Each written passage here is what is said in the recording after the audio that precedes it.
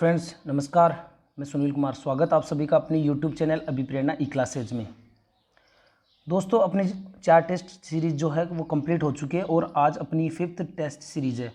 और आज का अपना जो टॉपिक है वो नया टॉपिक है चिंतन और तर्कणा। तो जो भी चैनल पर नए हैं वो चैनल को सब्सक्राइब करना ना भूले। तो देखिए, फर्स्ट क्वेश्चन जो अपना है, पहला क्वेश्चन है, निम्न में से कौन चिंतन में हमेशा सम्मिलित नहीं होता है। यह जो क्वेश्चन है कई बार कई स्टूडेंट्स पूछते भी हैं और इस क्वेश्चन में स्टूडेंट्स काफ़ी कंफ्यूज होते हैं। इसका सबसे बड़ा कारण ये है कि हम अगर इस चिंतन की बात करें तो चिंतन के जो बात करें इसके साधन है, इस चिंतन के साधन में जो है वो सभी आते हैं। चिंतन के जो साधनों की बात करें तो चिंतन के साधन में तो भाषा भी आता है, संप्रति भी आती है और प्रतिमा भी और प्रतीक भी। लेकिन सबसे बड़ी बात यह है कि यहाँ पे फिर भी अपन कंफ्यूज हो रहे हैं कि निम्न में से कौन चिंतन में हमेशा सम्मिलित नहीं होता। तो एक तरफ तो चिंतन के ये सभी साधन है, दूसरी तरफ सबसे बड़ा कंफ्यूजन हमारे सामने ये है कि निम्न में से कौन चिंतन में हमेशा सम्मिलित नहीं होता है। तो इसका जो सही आंसर है वो अपन सब देखते भी है कि इसका जो सही आंसर है वो क्या है। इसका राइट आंसर होगा भाषा। कौन चिंतन में हमेशा सम्मिलित नहीं होता, तो इसका सही आंसर होगा भाषा। और बाकी जो है वो इसमें चिंतन में हमेशा सम्मिलित होते हैं, लेकिन ये भाषा है वह चिंतन में हमेशा सम्मिलित नहीं होती है। अब इसको थोड़ा सा हमको समझना पड़ेगा कि भाषा और विचार, इस पर आप सबको पता है कि अलग अलग मनोवैज्ञानिकों की अलग अलग विचार है या उनके बीच में क्या है, मतभेद है। तो बाकी आप देखोगे कि सबसे ज़्यादा आप कई जगह देखते हैं भाषा और विचार इससे संबंधित, जैसे पियाजे है, वाइगोत्स्की है, वॉर्फ की जो प्राकल्पना है सबकी अलग अलग चलती है, या जो सापिर है वॉर्फ के जो गुरु, ठीक है, तो उनकी भी विचारधारा चलती है। और इसके अलावा ब्रूनर की भी विचारधारा चलती है। तो यहाँ पे सबकी जो विचारधारा है उनके बीच में मतभेद होता है। तो यहाँ पे कुछ मनोवैज्ञानिक ऐसा मानते हैं कि भाषा पहले आती है और कुछ मनोवैज्ञानिक ऐसा मानते हैं कि विचार पहले आता है। कुछ मनोवैज्ञानिक ऐसा मानते हैं कि भाषा और विचार दोनों अलग अलग है।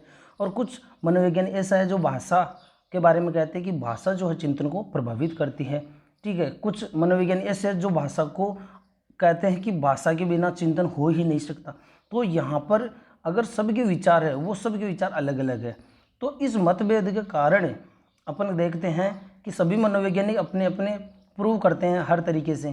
तो इस आधार पर सब मनोवैज्ञानिकों की बात को ध्यान में रखते हुए कहा गया है कि भाषा जो है, भाषा चिंतन को प्रभावित करती है। भाषा क्या है, चिंतन को प्रभावित करती है। हम ये नहीं कह सकते कभी भी कि ये कथन कर लेते हैं भाषा चिंतन को प्रभावित करती है, लेकिन अनिवार्य रूप से नहीं, अनिवार्य रूप से नहीं। या अपन यह नहीं कह सकते हैं कि भाषा के बिना चिंतन हो ही नहीं सकता। इसलिए ये जो बात अपने सामने आती है कि निम्न में से कौन चिंतन में हमेशा सम्मिलित नहीं होता है, तो इसमें सही आंसर क्या होगा, भाषा। भाषा के बिना भी चिंतन होता है। आप देखते हैं कि जो पियाजे हैं, जीन पियाजे हैं, उनकी विचारधारा क्या थी कि पहले विचार आते हैं। पियाजे की विचारधारा यही तो थी, पियाजे की जो विचारधारा कि विचार पहले आते हैं और भाषा बाद में। भाषा, जीन पियाजे के दृष्टिकोण में भाषा क्या है, जीन पियाजे के दृष्टिकोण में कोई भी बालक वो चिंतन तो बिना भाषा के भी कर सकता है, लेकिन भाषा सिर्फ उस चिंतन को अभिव्यक्त करने का रूप है।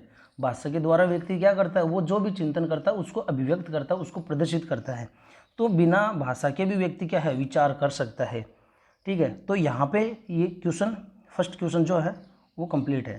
तो निम्न में से कौन चिंतन में हमेशा सम्मिलित नहीं होता है, भाषा जो है वो चिंतन में हमेशा सम्मिलित नहीं होती हैं। क्वेश्चन नंबर 2, निम्नलिखित में से कौन यथार्थवादी चिंतन का प्रकार नहीं है। क्वेश्चन के ध्यान से, निम्नलिखित में से कौन यथार्थवादी चिंतन का प्रकार नहीं है। आपको पता है कि जो चिंतन के जो प्रकार हैं मुख्यतः 2 प्रकार चलते हैं, एक तो स्वैली चिंतन और एक दूसरा यथार्थवादी चिंतन।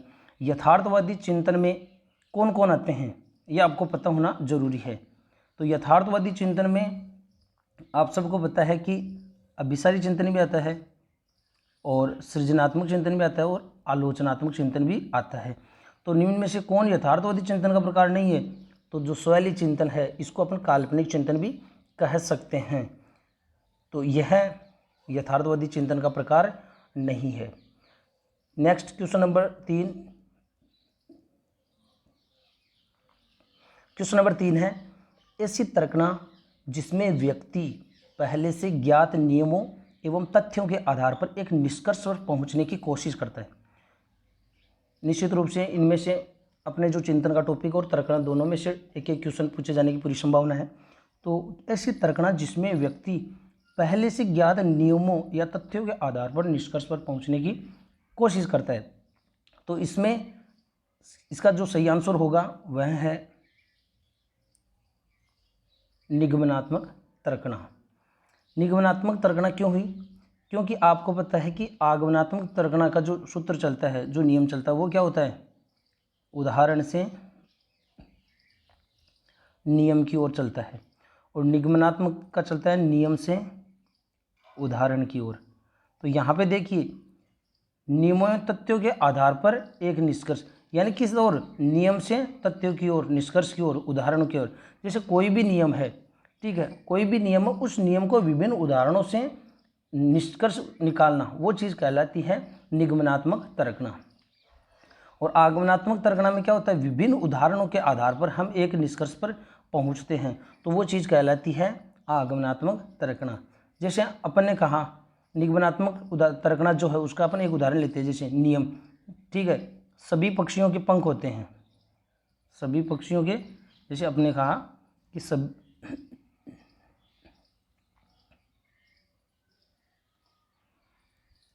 सभी पक्षियों के क्या है? पंख होते हैं। तो ये अपन को बताइए एक नियम हो गया। अब हम इसको विभिन्न उदाहरणों के आधार पर इसको एक निष्कर्ष पर पहुंचेंगे। जैसे कौवा है, ठीक है, उसके भी पंख होते हैं, ठीक है, तोता है, उसके भी पंख होते हैं,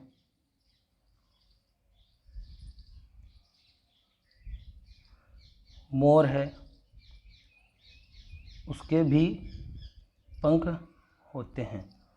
तो कहने का मतलब है सभी पक्षियों के पंख होते हैं, ये एक नियम हो गया, और इसको एक विभिन्न उदाहरणों के द्वारा हमने इसको एक निष्कर्ष पर पहुंचे कि हाँ ये कथन बिल्कुल सही है। तो ये चीज़ कहलाती है निगमनात्मक तर्कना। तो question number 3 complete. Next question है क्वेश्चन नंबर 4। अपसारी चिंतन के बारे में कौन सा कथन सही है? प्रश्न को ध्यान से समझना है। अपसारी चिंतन के बारे में कौन सा कथन सही है? फर्स्ट ऑप्शन है आपके सामने, यह मुक्त चिंतन नहीं है। वह है यहाँ पे अनुभवों के आधार पर अनेक उत्तर नहीं दे सकता, अनुभवों के आधार पर अनेक उत्तर नहीं दे सकता। स, इसमें विस्तारण, लचीलापन व मौलिकता सम्मिलित होती है या शामिल होती है। और द है यहाँ पे उपरोक्त सभी। तो इसका जो सही आंसर है वो होगा यहाँ पे ये, इसका सही आंसर है स। देखिए इसका जो सही आंसर है, अपसारी चिंतन के बारे में पूछा गया, ध्यान दीजिए। अपसारी चिंतन के बारे में कौन सा कथन सही है? इसमें अपसारी चिंतन के महत्वपूर्ण गुण है विस्तारण, लचीलापन एवं मौलिकता। ये अपसारी चिंतन या अपसरण चिंतन के महत्वपूर्ण गुण है। लेकिन आपको पता है कि अपसारी चिंतन की एक और विशेषता है कि इसमें मुक्त चिंतन होता है। मुक्त का मतलब खुला या स्वतंत्र चिंतन, जबकि यहाँ पे देखिए मुक्त चिंतन नहीं होता है, तो यह कथन गलत हो गया। इसमें अनुभवों के आधार पर अनेक उत्तर नहीं दे सकता, जबकि आपको पता है अपसारी चिंतन में व्यक्ति अपने अनुभवों के आधार पर अनेक उत्तर दे सकता है, जबकि यहाँ पे उसका उल्टा लिख गया, तो यह भी कथन नहीं होगा। तो इसका सही आंसर क्या हो गया? इसमें विस्तारण, लचीलापन एवं मौलिकता आदि सम्मिलित होते हैं। Next question number 5। ऐसी तर्कना किस तर्कना में व्यक्ति दिए गए तथ्यों में अपनी ओर से नए तथ्य को जोड़कर एक निष्कर्ष पर पहुंचता है? प्रश्न को ध्यान से समझना है, कंफ्यूज हो सकते हैं। किस तर्कना में व्यक्ति दिए गए तथ्यों में अपनी ओर से नए तथ्य को जोड़कर एक निष्कर्ष पर पहुंचता है? तो अगर आपको पूछा जाता है दिए गए तथ्यों में अपनी ओर से कुछ जोड़ना, तो वो क्या कहलाता है आपके अनुसार? ए यहाँ पे आलोचनात्मक तर्कना, ब सादृश्यवादी तर्कना, स निगमनात्मक तर्कना, और द है यहाँ पे आगमनात्मक तर्कना। तो इसका जो सही आंसर होगा वो होगा आगमनात्मक तर्कणा। देखिए आगमनात्मक तर्कणा में क्या होता है, आगमनात्मक तर्कणा में व्यक्ति को क्या है, एक तरीके से आप देखते हैं कि जो अपसारी चिंतन होता है उसमें आगमनात्मक तर्कणा होती है। और इस आगमनात्मक तर्कणा में क्या होता है, व्यक्ति अपनी ओर से कुछ जोड़ सकता है, अपनी ओर से कुछ जोड़ना, ठीक है। सृजनात्मकता अपसरण जो होता है उसमें भी यही चीज़ होती है कि हमें अपनी ओर से कुछ जोड़ने की स्वतंत्रता होती है। जैसे हमने कहा था कि मान लीजिए एक पेन के क्या क्या उपयोग हो सकते हैं, जैसे किसी को बालक को पूछते हैं एक पेन के क्या क्या उपयोग हो सकते हैं, तो यहाँ पे बालक उस पेन से संबंधित कोई अपनी ओर से कई चीज़ें वो बता सकता है। हो सकता है वो पेन के बारे में 2 उपाय बताए या उसके 5 उपयोग बताए, 10 उपयोग बताए। तो यहाँ पे अपनी ओर से कुछ जोड़ने की क्या होती है, इसमें स्वतंत्रता होती है, या ये जो चिंतन होता है वो एक तरीके से मुक्त होता है।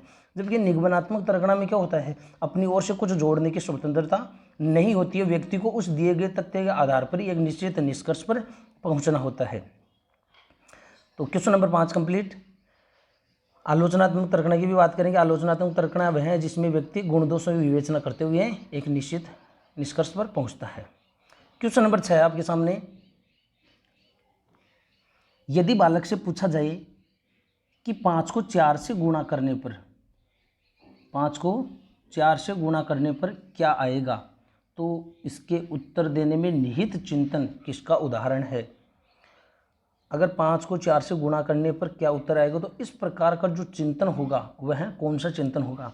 आपके सामने है आलोचनात्मक चिंतन, ब सृजनात्मक चिंतन, स स्वैली चिंतन और द अभिसारी चिंतन। यह जो चिंतन है इसका जो सही आंसर होगा वह है अभिसारी चिंतन। देखिए आपने पढ़ा होगा कि जो अभिसारी चिंतन होता है और एक अपसारी चिंतन की अपन बात करते हैं। अपसारी चिंतन में क्या होता है, व्यक्ति को अपनी ओर से कुछ जोड़ने की स्वतंत्रता होती है। अभी मैंने प्रीवियस क्वेश्चन में अभी बात की थी, मैंने पिछले क्वेश्चन में। लेकिन यहाँ पर जो है, यहाँ पे देखिए 5 को अगर 4 से गुणा करेंगे तो जो उत्तर आएगा उसमें हम अपनी ओर से कुछ नहीं जोड़ सकते। तो अपनी ओर से कुछ न जोड़ना ये चीज़ होती है अभिसारी चिंतन की। ये किसकी विशेषता है, अभिसारी चिंतन की उदाहरण।